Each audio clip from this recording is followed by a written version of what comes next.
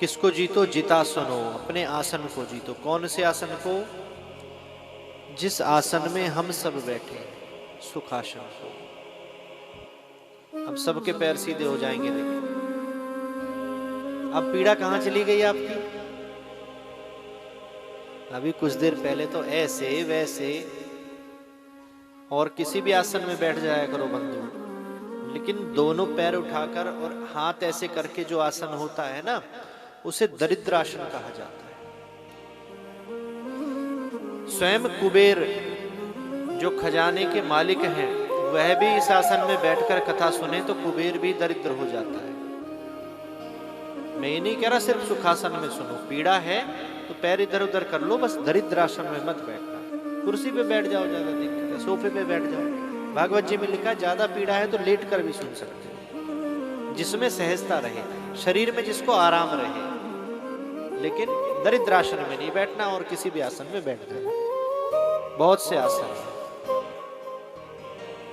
सबसे पहले किसको जीतो? आसन को।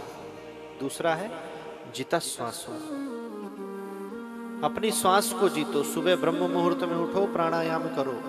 और इस बार हमारे साधक सेवा समिति सोनिया विहार मंडल की विशेष कृपा है कि जिता श्वासो, इस दूसरे सूत्र को बड़े ध्यान से इन लोगों ने सुना पिछले वर्ष, और पहले दिन से ही सुबह 4 बजे उठकर हरिनाम संकीर्तन के संग संग सुबह 3:30 से 5:30 बजे तक हमारी वायु में अमृत के कण होते हैं, और 5:30 बजे तक तो आपकी प्रभात फेरी विराम भी ले लेती है। तो जो पूरा अमृतांश का समय है वायुमंडल में, उस समय आप सबके संग संग हम भी उस अमृत का और परम अमृत भगवान के नाम रूपे अमृत का संकीर्तन करते हुए आनंद लेते हैं। तो एक बार साधक सेवा समिति और सभी सोनिया विहार के भक्तों के लिए बहुत बहुत अभिवादन, बहुत बहुत अभिनंदन कि इन्होंने यह गुरुदेव के द्वारा चलाई गई परंपरा, लेकिन विगत कुछ वर्षों से लास्ट के 1, 2, 3 दिन हम प्रभात फेरी रखते थे, लेकिन पुनः इन्होंने इतना उत्साह दिखाते हुए दोबारा से 7 दिन के लिए इसे प्रारंभ किया। और कई जगहें तो मिश्रा जी ऐसी हैं हापुड़ मंडल में जहां गुरुदेव कथा करके आए, और जब अगली कथा में गुरुदेव गए तब तक वहां नित्य प्रभात फेरी निकलती रही। तो आप लोगों को देखकर ऐसी अपेक्षा है कि धीरे धीरे ये परंपरा शायद नित्य की पड़ जाए।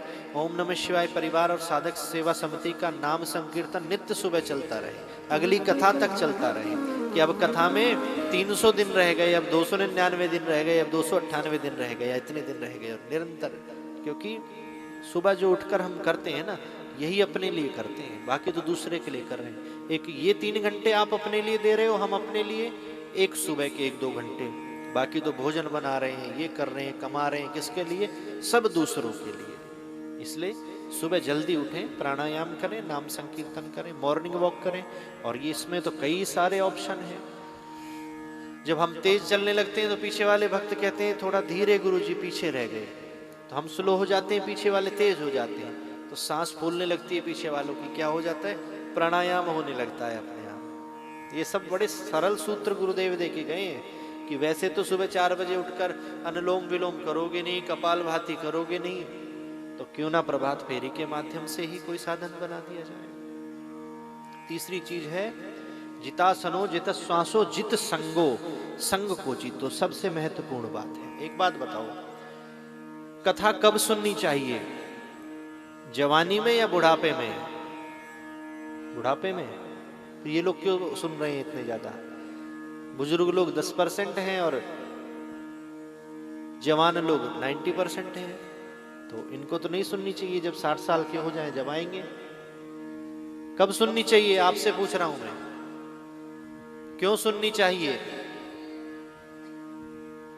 जब वृद्धावस्था आ जाएगी ना, तो सबसे पहले आपके पैर काम करना छोड़ देंगे। हाँ या ना? नीचे बैठकर सुन पाओगे? नहीं। सोफे पर बैठकर सुनोगे तब भी इतनी पीड़ा होगी शरीर में, पैरों में, कि सारा ध्यान उस पर रहेगा। दूसरा, जब और ज्यादा वृद्धावस्था आ जाती है तो सुनने की सामर्थ्य कम हो जाती है। हाँ या ना? बुजुर्ग लोगों को जोर से बोलना पड़ता है कि नहीं उनके सामने? तो जब सुनने की सामर्थ्य कम हो जाएगी, पीछे कम जा रही है क्या आवाज? बढ़ा दूं? जब सुनने की सामर्थ्य कम हो जाएगी, अब वॉल्यूम कंट्रोल उनके हाथ में नहीं है कि उन्होंने तो अपनी मजबूरी आपको बता दी, अब हमारे हाथ में है। उनके हाथ में कुछ नहीं है शर्मा जी, उन्होंने तो कल ही हथियार फेंक दिए कि पीछे से वोल्टेज इतनी स्लो आ रही है कि साउंड इस स्पीड में भी चल रहा है तो बहुत बड़ी बात है। कुछ उपचार चल रहा है, शायद शाम को ठीक हो जाए, पर कोई नहीं, उनका कम है तो हमने अपना बढ़ा दिया। वॉल्यूम ही तो बढ़ाना था। तो क्या कह रहे थे हम? हाँ, वृद्धावस्था में ऊंचा सुनता है आदमी, हाँ या ना? तो जब सुनने लायक नहीं रहोगे तो पंडाल में आकर 3 घंटे क्या करोगे? 3 घंटे में अगर ध्यान लगाओगे ना बहुत ज्यादा। अब देखो, बुजुर्गों ने संदेशा भेजा है कि साउंड की आवाज बढ़ाओ, आप लोगों को सुनाई दे रहा है ना ठीक से, पीछे वालों को नहीं दे रहा था, इसलिए उनके बारे में सोचना पड़ा। तो जब सुनने लायक ही नहीं रहोगे तो यहां आकर क्या करोगे? प्रत्येक इंद्री भगवान ने दी है। आंख क्यों मिली है? संसार देखने के लिए नहीं, सिर्फ आंखों से ही पाप होते पितामह भीष्म ने देखा था, और कितनी बड़ी सजा उनको इसके मिली। संसार नहीं देखेंगे इन आंखों से, इन आंखों से हम भगवान का दर्शन करेंगे, बिहारी जी का दर्शन करेंगे। कान क्यों मिले हैं? निंदा चुगली सुनने के लिए, बड़ा आनंद आता है, बड़ा रस मिलता है? नहीं, भगवान की कथा कीर्तन सुनने के लिए। पैर ऑफिस जाने के लिए, स्कूल जाने के लिए, यहां जाने के लिए, वहां जाने के लिए, पड़ोसन के यहां जाने के लिए मिले हैं। जो व्यक्ति इस तरीके के सिर्फ काम करता है, पैरों से उपयोग लेता है, उसका क्या दशा होती है? एक बार एक बैल था, कोल्हू का बैल, उसको कोल्हू में लगा दिया और आंखों पे पट्टी बांध दी। पट्टी ना बांधे तो गोल गोल चलेगा ही नहीं। और सुबह उसको स्टार्ट कर दिया, चलने लगा। पूछा कान में शाम को किसी ने, भैया कितना चल लिए?